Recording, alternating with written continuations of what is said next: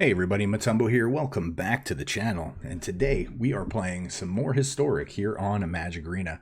And we have a deck that, of course, we love to play. This is, we have certain archetypes that we just love to get our hands onto and just kind of destroy our opponents with. And this is one of them. And we are going to explore this archetype again and see what happens. So real quick though, before we hop into today's video and today's deck, as a reminder, if you enjoy the channel, especially with all the crazy stuff that's been going on, and you could see all about that in the video the last time, it would be great if you could just hit that subscribe button if you're not yet subscribed to the channel, hit that like button, share the video, check out all the cool links down in the description below, and as well as leave a comment down below letting us know what you want to see in a future video. Again, any interaction you can make with the channel helps the channel grow and it helps me out. So if you could do that, that would be amazing. And again, if you're not familiar with what's going on, check out check out that last video that I posted and you will know a lot more about it. So all right, with that being said, let's hop right into today's deck, and we are just simply playing Colorless Control. So I was really looking for a better name for this, but really just this is what it is. We are playing a colorless deck. We are ramping and we are going to control the board, and we're just going to try to end the game. So again, what we're doing is we are ramping. That is key number one to this deck. We need to ramp. And in order to do that, we have 8 2-drop mana rocks. We have 4 copies of Mind Stone and 4 copies of Guardian Idol. Now again, because we are playing colorless, we don't have a lot of interaction when it comes to instants, obviously sorceries and stuff like that, because there's just no options, at least in newer sets that allow us to play instants and sorceries that are colorless. So we need to make sure that we are ramping as quickly as possible and almost, as effectively as possible. Now, with that being said, we need to most likely aggressively mulligan for these mana rocks. If you have a hand and you're not seeing a 2-drop mana rock, and I'm not, obviously Mazemind Tome is not a mana rock, so this is not in this equation. If you do not see a Guardian Idol or a Mind Stone, you most likely need to mulligan, because again, we need to hit our high-end mana curve because of our lack of interaction. So we have to make sure we're ramping so we can ramp out these big payoffs as soon as possible. So again, mulligan if you don't have Mind Stone or Guardian Idol 99% of the time. So again, we also do have Mazemind Tome. This is a little bit of a draw fixer, lets us draw extra cards later on in the game, but it's mainly used to scry cards away from the top of our library or keep them on top of our library for our payoff spells. So we also have Hedron Archive. Ideally, we also want a Hedron Archive in our deck, or not in our deck, but in our opening hand, along with one of our 2-drops, because this will allow us to play a Hedron Archive on turn 3. And when you do play a Hedron Archive on turn 3, and you have another land to play on turn 4, that potentially gives you 7 mana on turn 4. Now, we don't have any 7 mana payoffs, but we do have a 5 mana payoff that makes extra mana. We do have a 6 mana payoff that reduces the mana cost.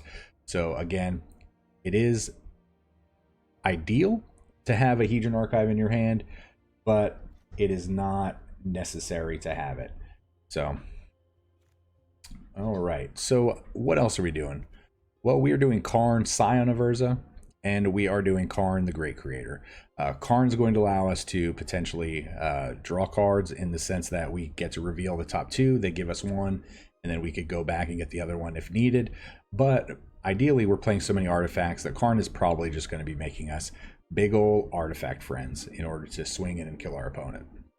We also have Karn, the Great Creator. Karn, the Great Creator is it's going to let us go on our sideboard. We do have a 15-card sideboard over here, as you can see, and actually all of the cards are visible on the screen for once because we're not doing a lot of one-ofs. This is just a different take on it. So yeah, so this is going to allow us to go get cards out of sideboard that are going to potentially allow us to kill our opponent faster or prevent them from doing something that they're trying to do. Stuff like Grafdigger's Cages to prevent graveyard shenanigans, Meteor Golems to kill those pesky permanents that we just don't want to be dealing with. One card that we're actually going to give a try here is going to be Golos. I'm actually pretty excited to be trying Golos in this deck. Golos, 5 mana, 3/5. When it comes into play, we get to go get any land out of our deck and put it into play. Ideally, what we're going to be doing is we're going to be getting a Cascading Cataracts out of our deck. This is a land that makes 5 color of mana if we feed 5 into it. So at that point, if we are able to have a Cascading Cataracts in play, generate those 5 colored mana, then we can actually ideally activate Golos. And then what Golos does is we get to exile the top 3 cards of our library, and then we can play them this turn without actually paying their mana cost. So we're hoping to have some really good payoffs where we could potentially activate Golos, and then honestly, ideally, we could just do something like Ugin, Ulamog. I mean, how crazy would that be? We would be pretty nuts, but you know, the likelihood of that happening is going to be slim. But being able to hit one of these, since we are playing 3 of each of these, that is 9 chances just to hit one. So I feel like that's actually a pretty good percentage in order every time we hit Golos. And then one card, ever since this was printed in Zendikar Rising, this is just going to be a beast of a card for colorless decks. Colorless creatures get +2/+2. We haven't really built a deck specifically around that part of this card yet, but we will get to that eventually. Really, what we're looking to do with this is whenever you tap a permanent for colorless, you get to add an additional colorless, and then whenever you cast a colorless spell, you gain 2 life. So we're going to be trying to gain a bunch of life with this card, but mainly we're going to be using this to ramp, because if we can get this out pretty quick, all of our lands, since they all produce colorless mana, are potentially going to tap for 2, and then at that point we're going to start going crazy with all of our big payoffs, you know, with Ugin, Ulamog. We're just going to go crazy. Maybe we can activate Golos more than once if we have both of our Cascading Cataracts in play. But again, ideally, we're just trying to get to these big payoffs as quickly as possible and just wreck our opponents. We do have some creature lands in our deck. I did initially have the new creature land. I didn't really feel like I wanted it in here, so I did take it out. As you can see with the image here, but I am happy with where we are with Mobilized Districts. We have 1 Arch of Orazca to draw cards if we need to. We have Blast Zones for all the aggressive decks. We have Buried Ruin just in case we need to get one of our artifacts back. Again, 2 of these are indestructible. We don't necessarily need to play more than these because we will be searching these out with Golos. We have 1 Detection Tower in case we need to be able to destroy something with Ugin or Ulamog that might have hexproof. So this will allow us to basically turn off hexproof on our creatures, or our opponent's creatures. We do have interplanar beacons for our planeswalkers to be able to gain life. We have 1 Karn's Bastion to be able to proliferate. Again, Mobilized Districts as cheap creature removal, or not removal, but cheap creatures if we have our planeswalkers in play. Radiant Fountain for the life gain. 1 copy of Scavenger Grounds just in case our opponents get frisky and we need to remove their graveyards. And 4 Zhalfirin Voids for that scrying. Scrying is really important. 25 land in this deck, so it is a little heavy on the land, but again, we need to be making sure that we're hitting our land drops in conjunction with our mana ramp. So it just needs to happen. So let's hop into the gameplay, and we will see you all at the wrap up. Oh, and real quick, just another reminder before we hop into the videos. We actually have 2 new patrons, and I'm super stoked that I'm super stoked that they decided to join. So again, thank you. Big shout out to Dave Rama, who I believe is already in Discord, as long as it's not another Dave Rama. And then also Luke Emanuele. So if I'm saying your name wrong, I'm so sorry. Doing my best. But yeah, thank you both so much for joining. It is so much appreciated. Again, with everything that's going on, it really does help. But again, I did not make the last video for that purpose. But again, I do appreciate it. All I ask is that everybody just get enjoyment out of my videos. You know, enjoy your time, interact with me, come have a conversation. Let's talk Magic. Let's talk other stuff. Let's talk, you know, any kind of games. You know, just have a good time. And yeah, and then all the, you know, and doing this just means so much to me. So that you're willing to just go and do that. So thank you both so much. So let's hop into the gameplay, and we will see you all at the wrap up. All right, colorless control is happening. We need ramp. We need it quickly. If we don't have any, we will mulligan. If we don't have any, we will mulligan. If we have it, we will keep this. And so 1, 2 turns to 3, 4, 5. So I think the right play is actually to get rid of the Mazemind Tome.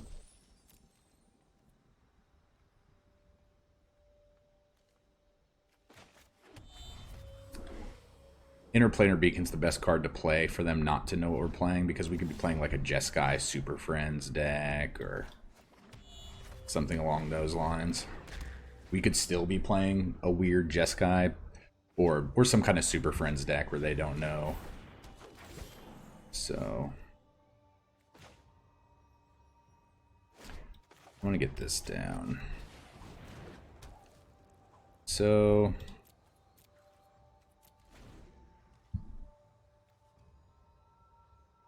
we do get to play Ugin next turn. This is Shrine deck? Oh, it's just a Sultai deck. Okay. Just a Sultai ramp deck, it looks like. So we're going to be expecting cards like Growth Spiral, Explore, Uro, obviously. Probably a Issa.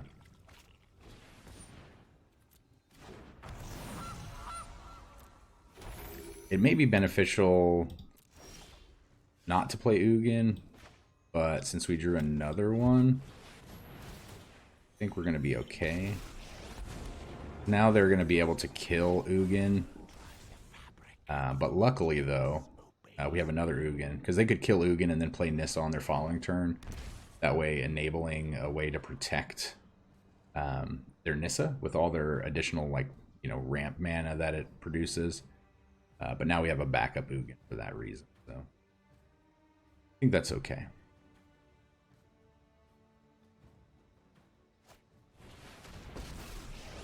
Okay, so they're going to bounce the Ugin.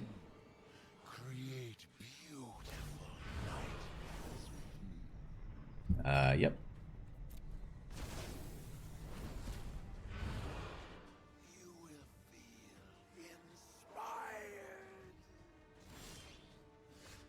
Oh, that's an interesting draw. No, we can't play both, unfortunately, so we'll just...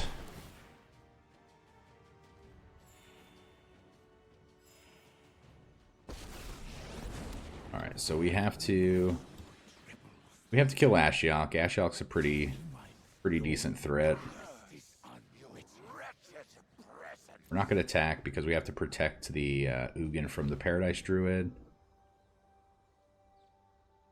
I'm imagining they were playing it out like that. Okay. As Mina. Spells your opponents cast. Okay. Well, we don't have any spells that target our opponent's planeswalkers or creatures. We have abilities that target them, but not spells. Oh my gosh, that was such a great draw. So if we play this, this still allows us to play Ugin. So I'm imagining they're going to concede here. 4. We just top end at 4 here. Gain all the life.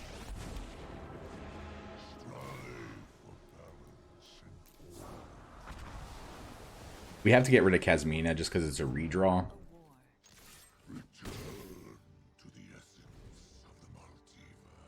So now they have to get rid of Big Ugin. Yeah. Good game, Spectre. Good game. We actually drew our cards in the right order, and that's pretty hard to... We did stumble a little bit on mana, but drawing our cards in that order really just let us win that game. All right. Game 2. Hydrate. It's a celebratory hydration period since we stomped our opponent on that first game. Malkuth. I feel like we've played this individual quite often.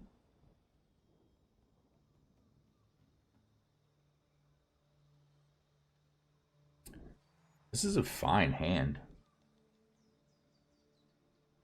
All right, we actually get to scry.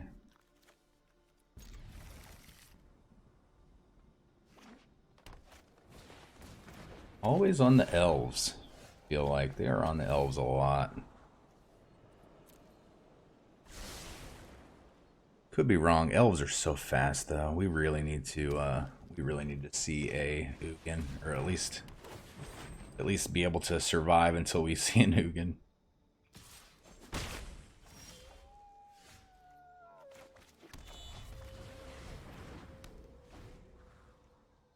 I'm really confused as to why the elf decks don't play some cards like enchantment removal, stuff like that. Okay, so they actually seem to be on a little bit of a slower draw. We have 7 mana already. We can Radiant Fountain next turn into Golos, into our 5-color land. Okay, well, that's a lot of damage. A lot of damage. 8. I would love for them to tap that and actually cast something. It's going to be more beneficial for them just to get in. That's what some of these elf decks do. They get greedy. So that was a great draw, actually.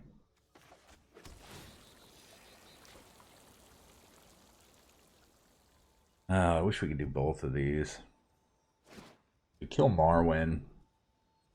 But then we take 1, 2, 3, 4, 5, 6, 7. Could just die next turn if they have another Lord. They probably do.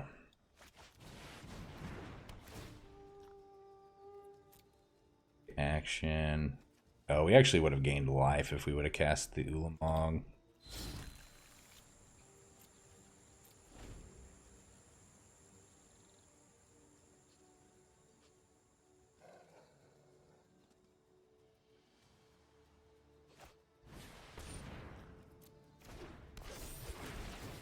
Yep. So we're gonna take the damage from the Marwyn no matter what.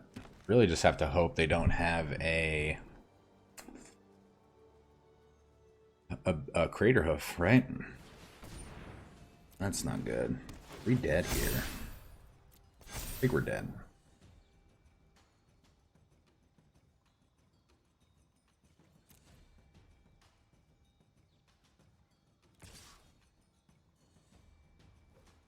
Oh, we're just gonna take this.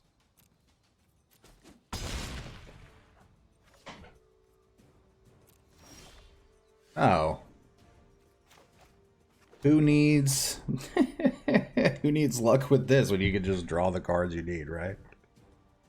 4 was okay, we can't alright. Threes are top end, right? Threes are top end.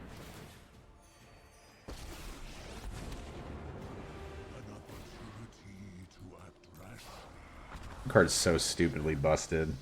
I'm sorry.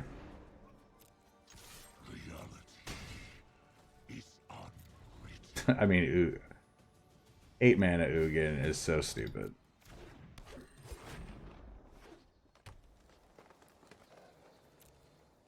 I mean, we just get to bolt here every turn.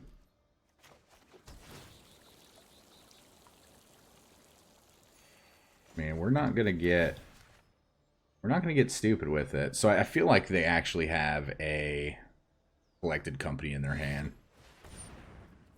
Oh, okay, well, that's good. So now we know not to...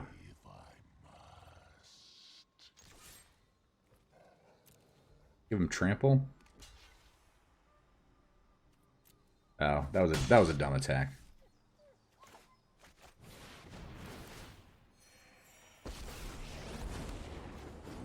Yep.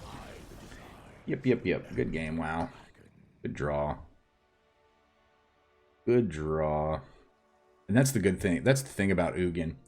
When you minus, it exiles. So even if they would have had the mana for the Heroic Intervention to become indestructible and hexproof, this just says exile. So this is not a destroy effect. So this can't be prevented with indestructible.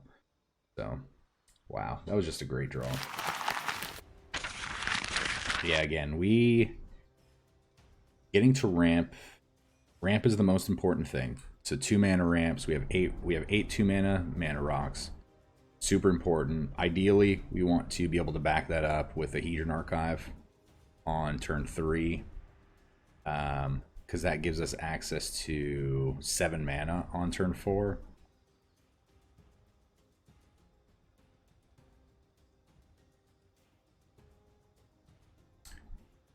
Pretty good ramp plan. Pretty good.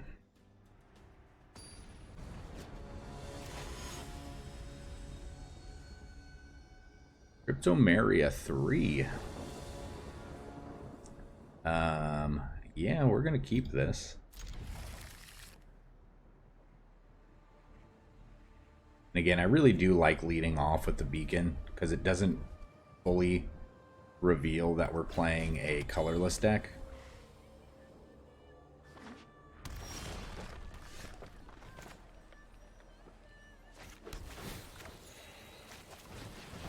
Alright, what is our opponent playing? Are they playing just big red? No. Okay.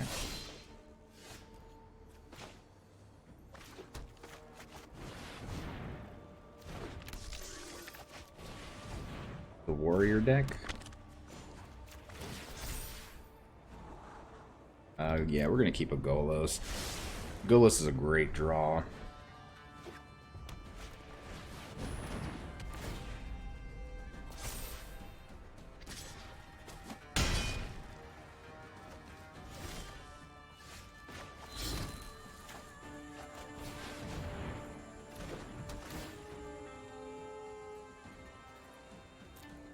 Alright, so we are going to get rid, or we're going to put into play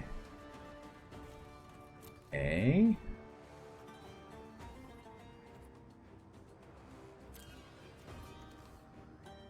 think we're gonna put a black. No, you know what? We should just gain life just in case. 7, 8.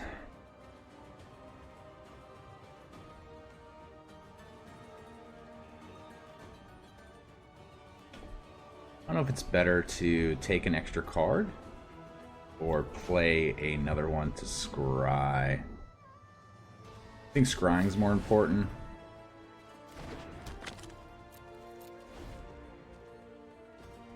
Because we definitely, at this point, this thing could become indestructible. So we, oh no, have we lost?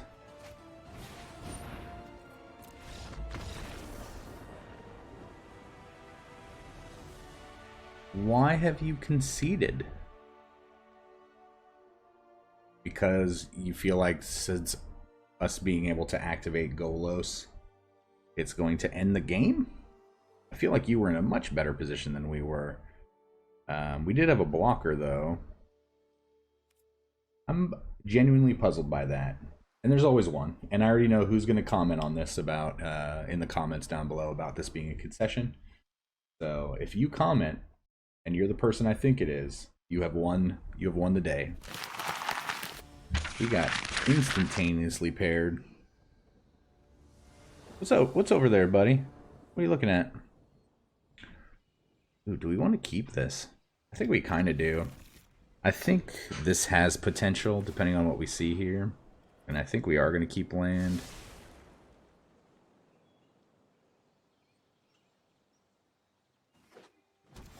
We do potentially have the ability to get a lot of cards out of our hand pretty quickly. Playing against Gruul. Alright, well.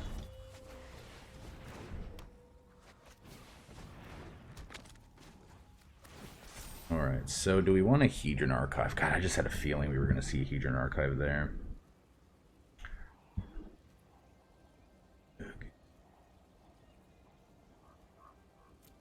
I don't hate it. I don't hate it. We could actually just take... Play like a Gallia. Firebrand, okay. They're stuck on mana.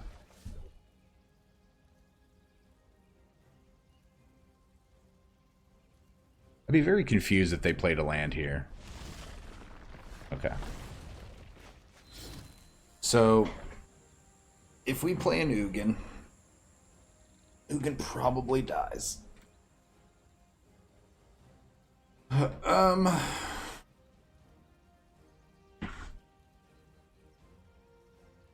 feel like they're gonna have a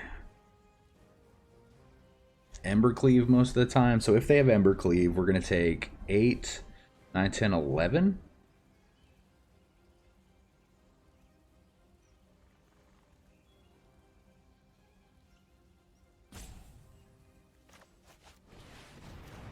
Yeah, so I think we have to play this. So the reasoning behind that is, so let's say we play Ugin, we just make a creature. Oh, this works out way better.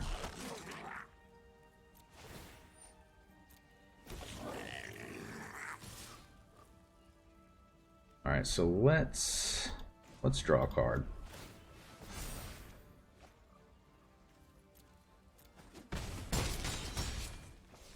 All right, so now, oh, and that was a great draw too. 1, 2, 3, 4, 5, 6. No, it doesn't. So we just have to do this for 3. This might be the Scoopy Scoop. Oh yeah, they're good gaming over there.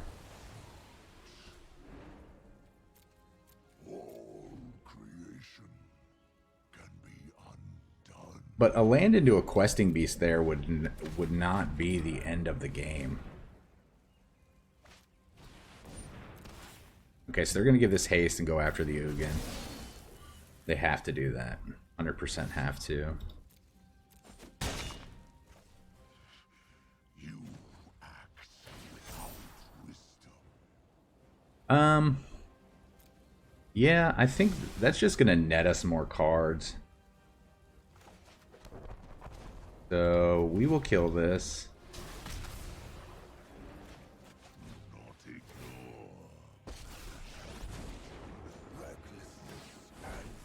This is more blockers. This gives us more cards and more life.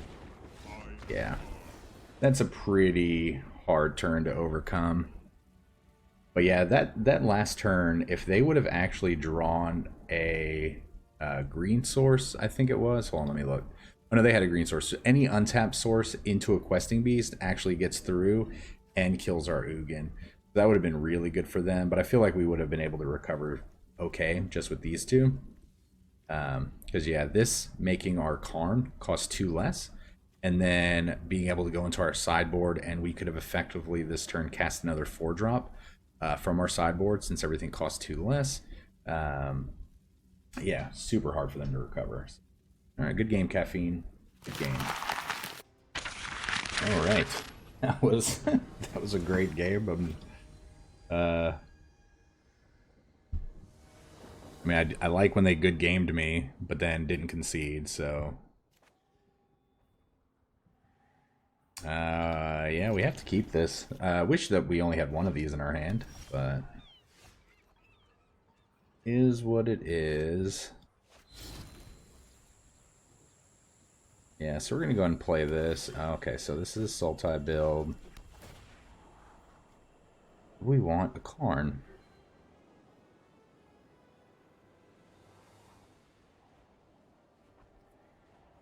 I think we do. No Growth Spiral. Or they couldn't even cast Growth Spiral. Oh, this is a Shrines deck? A weird enchantments deck, maybe? Alright, well. Let's get it all down.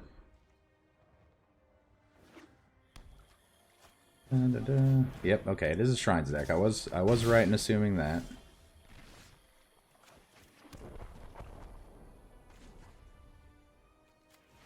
So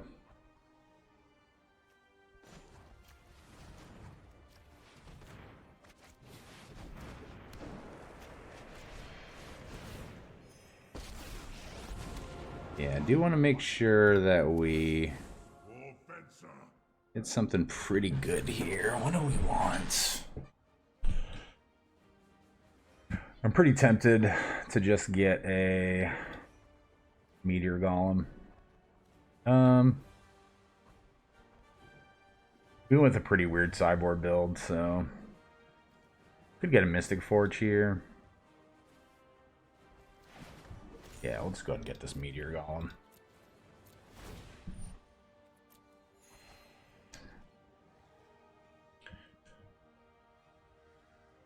Meteor Golem kills the potential 5-color Honden Shrine thing that they put down this turn if they have a red mana. Okay. Curious as to what they get here.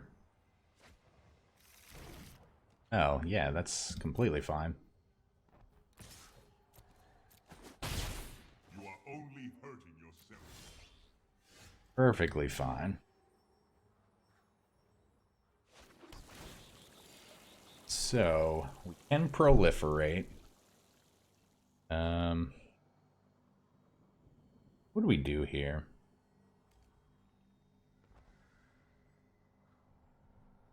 So if we proliferate, we can then grab, and I think this is what we're going to do. So 3, 4, proliferate. Yep. My purpose is greater than my... All right. Then we're going to go ahead and grab a lithoform engine. We're just going to start doing things.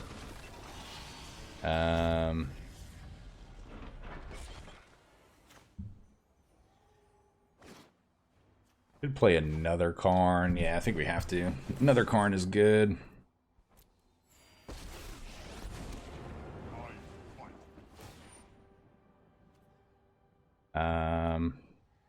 Yeah.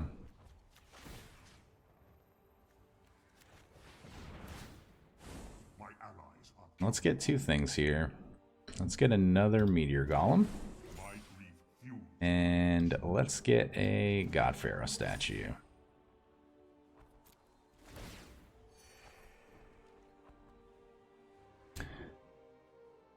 I mean, so they get to play a Honden of Night's Reach, but then at the end of the turn, at the end of the day, what does it really do, right? It just gets destroyed. These can't kill land. Because if it could, we would just be destroying land here. Sure. Sure thing. Oh. 2, 4. I mean...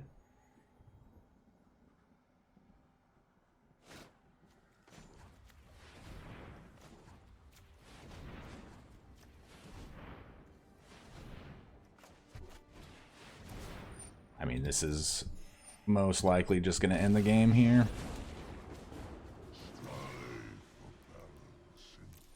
It's 4.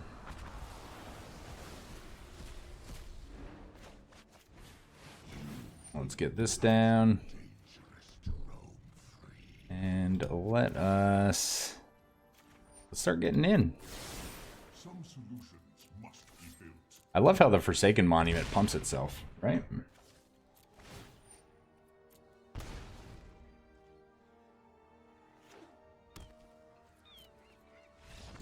Yeah, you were dead that turn. We're gonna pump 2 things. Oh man, that was a strong performance.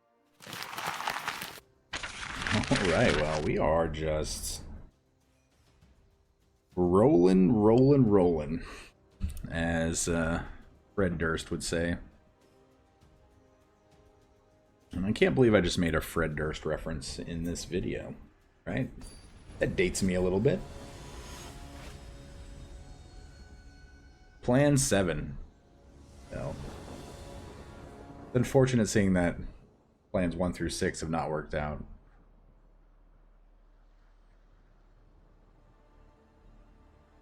Alright, well, this is a weird hand. We have ramp. Ramp is good. This is probably a teamer deck. Could be a spells deck, though. But I feel like it's going to be teamer. Oh, it's okay. So it is Phoenix.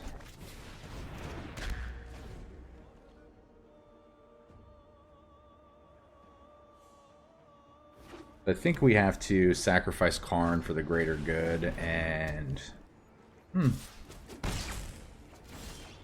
maybe not.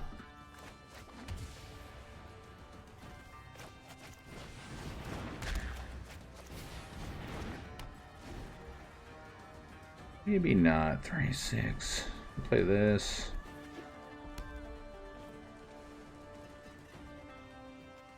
Yeah, I'd like to play this and just start making creatures with it.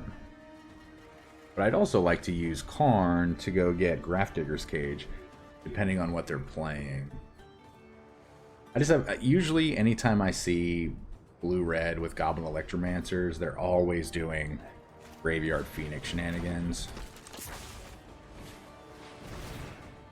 That may not be the case this time. This might be just a, let's copy everything and see what we can do. Golos is pretty good here.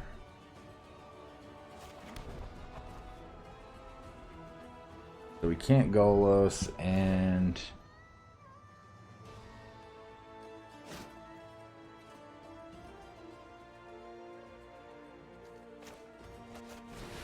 yeah, I think it's just better to go for this, right? Oh, we almost clicked on that.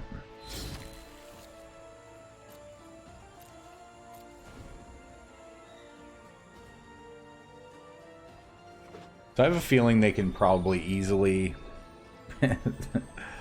get rid of Golos. It sounds crazy to say that they can probably easily.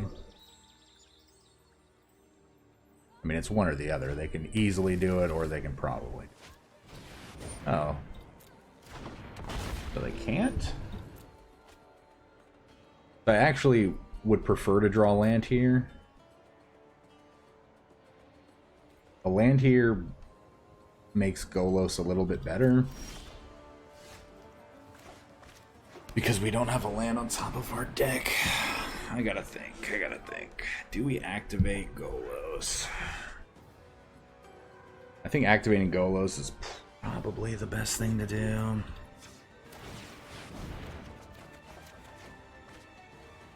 Well, not the strongest of activations.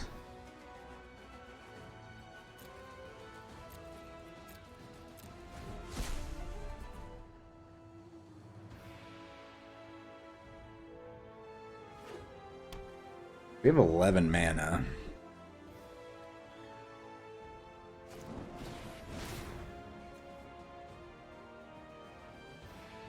Can they kill us here? I wonder if they can.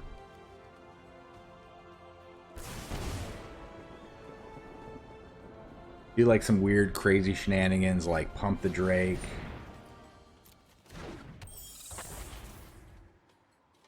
No.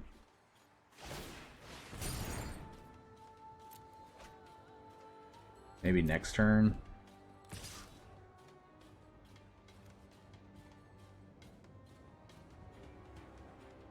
Let's just draw an Ugin or an Ulamog. Let's just draw one of our bombs here. Let's just make this game easy, right? Boom. No, that's not it.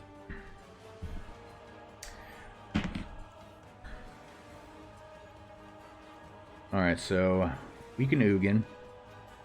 2, 3, 4, 5, 6. We have 5 mana left. Play a Karn. Doesn't seem good. I think we have to go for this again.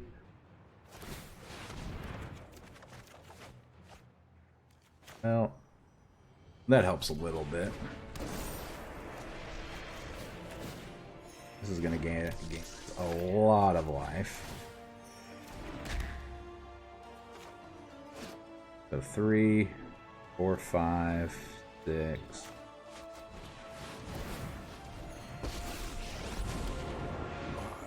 Yeah, that was pretty good.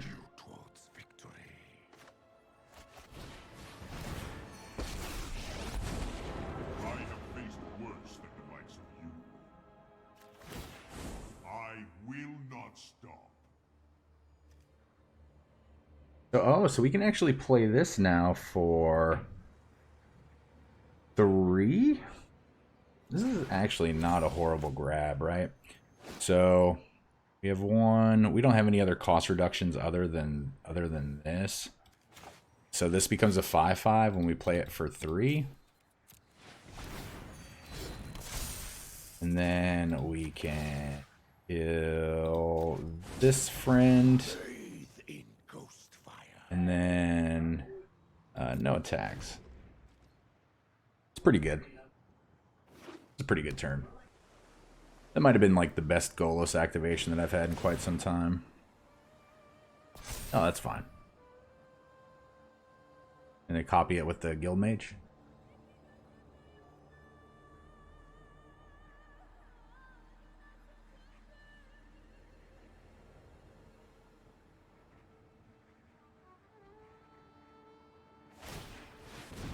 I don't know if I would have gone after the Stone Coil Serpent. Oh. Oh, what do you got over there? What do you got over there? Jock. Okay. What's your last card? Why wouldn't you have just copied? I don't understand that play. Alright, so Ugin's dying.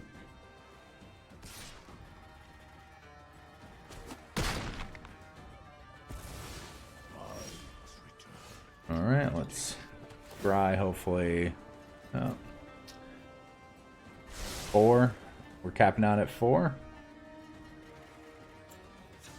Alright, well, good game. Good game, my friend.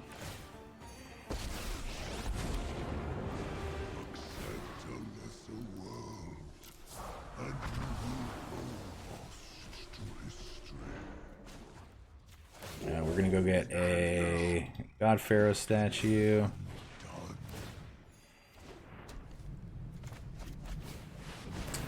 And we are gonna make some beefy boys here.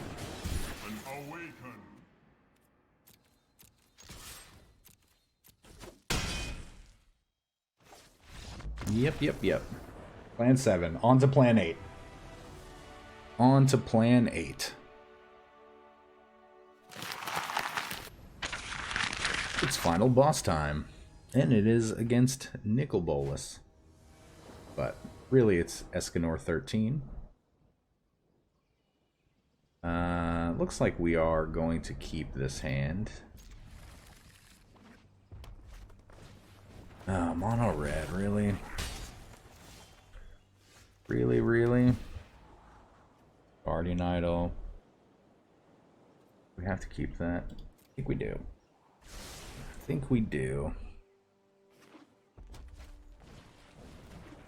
Yep. If we survive long enough, we could potentially get them with the blast zone. I don't want to show it yet. Just get them really good this next turn.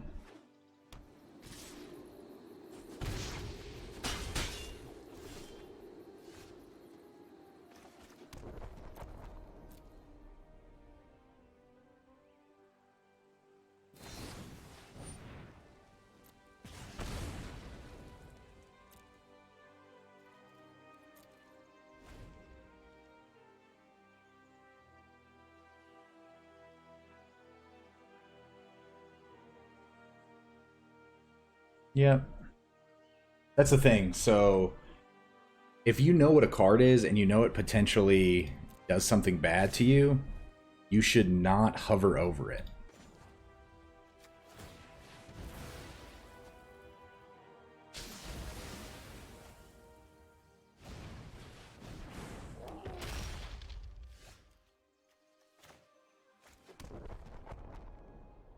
So this could make a blocker. It's not a good enough blocker though.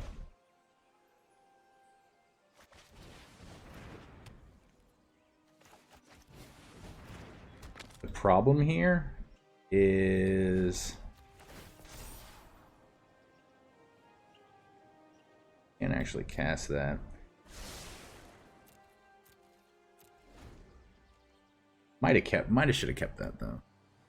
Might have shoulda. We're taking 5 here and potentially dead next turn because they probably have an Embercleave.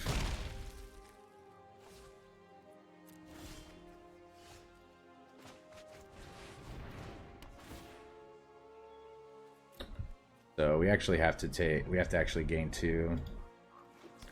Can't search out the other land right now. We have to prioritize gaining life. That's pretty good.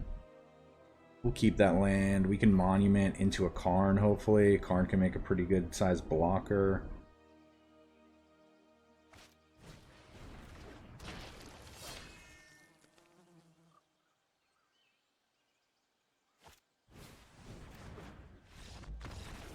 Yeah. Wow. We just beat mono red. So yeah. So let's go over the board real quick before we finish this wrap up here. So Interplanar Beacon gets us to 5 land. So we can tap all 5 of those to play the monument next turn.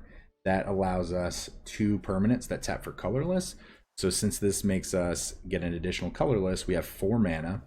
So then at that point, we tap these 2 for 4 mana. We play Karn, Scion of Urza, and then we can -2 to put a colorless construct into play.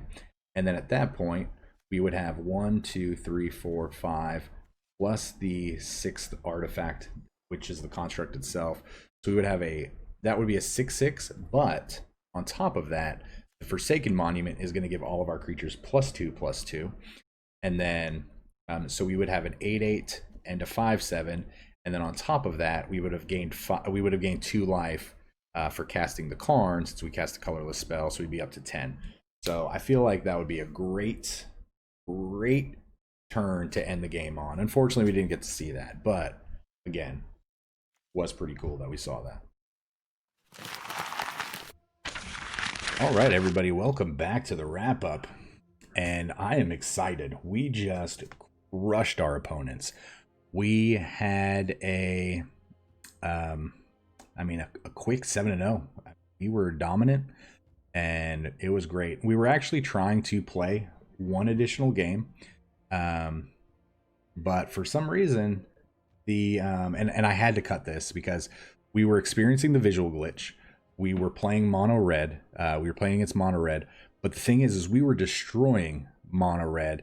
But we were getting those visual glitches where the numbers were really big, and anytime we tap for mana, it would show like the giant number, and you could see that from one of our videos pretty recently. But we had Golos in play, we had Cascading Cataracts, we had like a bajillion mana, and even with going in and manually tapping to generate the mana, like the mana of each color, and then with the extra mana, it would not allow us to activate Golos, again because of the visual glitch. Now, we even would undo and then just click on Golos and click on activate, and it would just not allow us to activate Golos. So I'm pretty confused as to what's going on. So, but yeah, we were playing against mono red. We actually were able to empty our hand really quick. They got they had a Robber the Rich out really early. They actually got 0 activations or triggered activations off of it because we had less cards in our hand the entire game. And it was about like turn 6, and we were still at 19 life. And again, yeah, we just couldn't activate Golos. We still won the game, but we just couldn't activate Golos, and it was really frustrating that I had to drop an Ulamog. But again, that shows that we technically went 8-0, but we couldn't highlight that. That would have been game number 8. That would have been an extra game. So all right, but yeah, this deck is great. I think the sideboard could probably use a little bit of work. We kind of just threw the sideboard together and then kind of just, you know, went with it. Could probably put the 4th Forsaken Monument in the sideboard. However, based on, you know, wild cards and whatnot, that is an extra mythic. So you may not want to put that in here.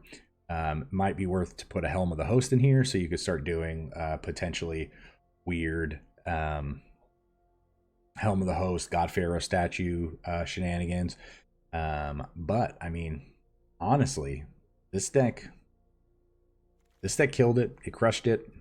Super happy. I'm always happy to play this type of deck. I feel like this deck is actually really strong, and you know, we're going to see a lot of artifacts and whatnot coming in the new set with Kaladesh Remastered. So curious to see what'll happen. One of the cards that we are getting is Sculpting Steel. So being able to copy an artifact is going to be pretty powerful. There's nothing necessarily here that we would be copying, but again, just being able to copy with Sculpting Steel is going to unlock some possibilities. Again, nothing here potentially we want to copy because pretty much everything, all the good stuff is legendary, so we'd only be copying like mana rocks and stuff like that, which I mean, sometimes that's powerful enough as it is, but why not just play a mana rock at that point? So we're gonna have to see what else Kaladesh brings with us in order to interact. But we're already starting to brainstorm some stuff, so I am super excited. But with that being said, though, please hit the subscribe button if you're not yet subscribed. Again, there's going to be a link at the end of the video linking to my previous video that talks about what's going on. So all I'm asking is like the video, subscribe to the channel, share the video if you can. You know, you don't have to, and you don't have to do any of these, but it helps out. Leave a comment letting me know what you want to see in a future video.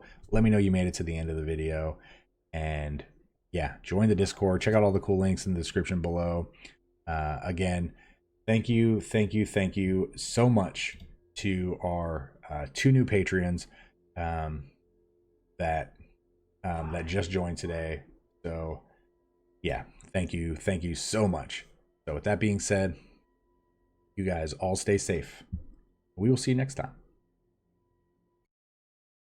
Remember, this channel would not exist without such amazing viewers and subscribers. Thank you so much for interacting with the channel and helping grow the community. And a very big special thank you to the Patreons listed here for supporting the channel.